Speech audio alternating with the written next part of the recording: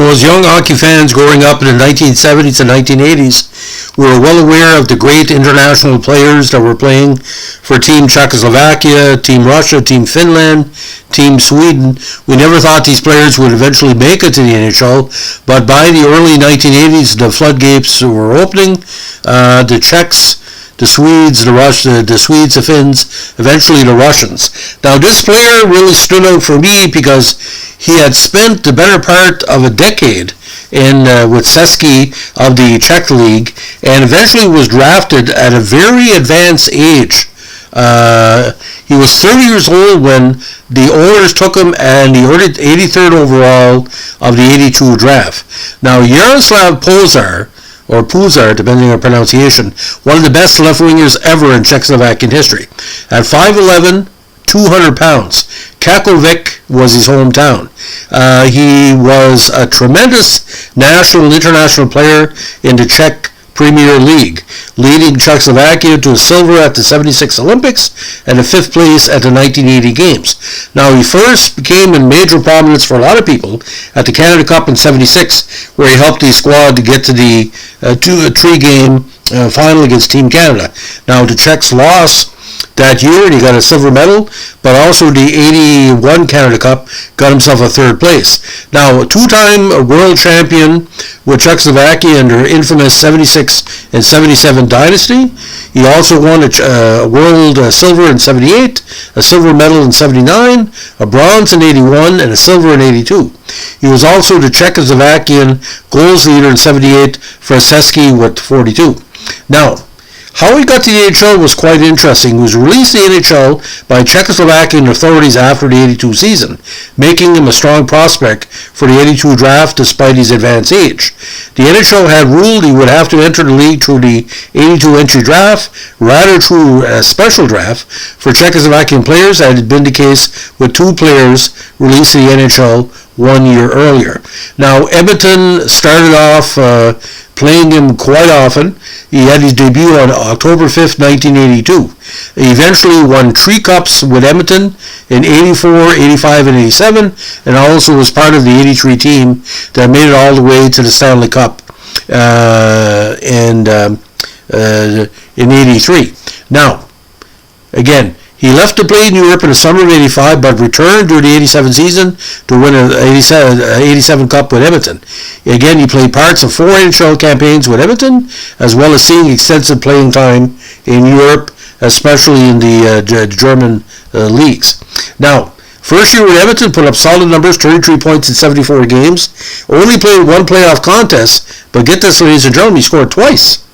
Probably is a record that I know of for a playoff player in his first game, especially in the modern era. Second season with Edmonton, he had 32 points in 67 games. In 85, he had 12 points in the regular season, including 4 goals, with 2 goals in the postseason. Now, in 86, he played with ECD Iserlohn of the German League. 87, he put up 61 points in 35 games regular season. Came back to Edmonton in the second half of the campaign with 5 points in 12 games and 2 points in the postseason. Now, for the next number of campaigns, he played with the German Premier and secondary leagues, mostly for Sportbund DJK Rosenheim. And that alone drew a lot of international interest as one of the most popular players in European elite league history. Now, in the Czechoslovakian league, some big numbers: 356 points in 340 games, 230 goals, 47 points in 66 playoff games, including 28 counters. In the German league, 242 points in 175 games, including 94 goals, and 51 points in the postseason. NHL totals, again, 34, 48, and 82, and 186, with 10 points in 29 playoff contests. Again, 1976 was the big year for him because he was at the Olympics, the World Championships, and the Canada Cup. 77 to 82, again, some really, really strong campaigns with Team Czechoslovakia. Now, just to recap, ladies and gentlemen, Olympic Games silver in Innsbruck in 76, 2 goals at the Worlds in 76 and 77, Czechoslovakian silver in 78 and 79, and also 81 in Sweden with a bronze in Finland, and of course the 2 medals at the Canada Cup. Now, Here we're going to go deep in some of the other details about his playing time. Now, he didn't play against the Islanders in the 83 final series, which is kind of a surprise, but it was kind of a numbers game. Now, he had a goal and assist in his first NHL game. Now, the goal was assisted by Yuri Curry and John Blum at 7:58 of the first, past Calgary goalie Don Edwards for Edmonton 1-0 lead and eventual 7-5 Oilers win. It was also the first goal of the Oilers 83 season. Now, at one point, he played on a secondary line with Wayne Gretzky and Yuri Curry for Edmonton in 84. He also became the first Czech-trained player to have his name engraved on a Stanley Cup when he got that with Edmonton in 84. He left NHL in June 85 to continue his career in Europe. He initially hoped to coach in Switzerland, but later signed a contract to play from Iserlohn in West Germany. Now, non-NHL awards and honors quite a bit. He was a West German championship title winner with Rosenheim in 89. He was their playoffs leader that year for the squad with 20.